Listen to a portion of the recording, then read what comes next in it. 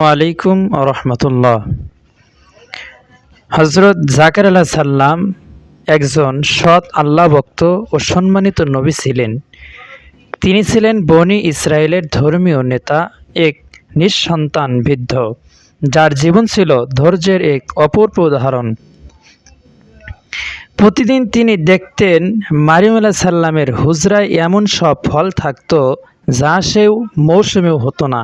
তিনি জিজ্ঞেস করতেন, এগুলো কোথা থেকে এলো? তখন জাকের আলাহ সাল্লামের মারিয়ম আলাহ সাল্লাম কক্ষে বসে আছে।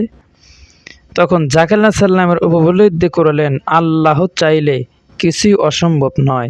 তিনি আল্লাহর দরবারে হাত তুলে কোরআনের ভাষায় বললেন, রব্বি লা তাজারনি ফারদাও ওয়া আনতা খায়রুল ওয়ারিসিন।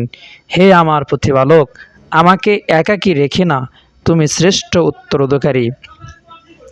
আল্লাহ তার দোয়া কবুল করলেন।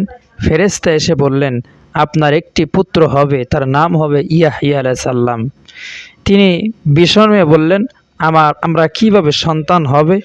আমি তো বৃদ্ধ, আমার স্ত্রী তো বন্ধ। তখন বলা হলো, জাকের আলাইহিস সালাম এসে চেহারা কথা বলছিলেন, আকাশ থেকে আলো বা কুদরত প্রকাশ করলো।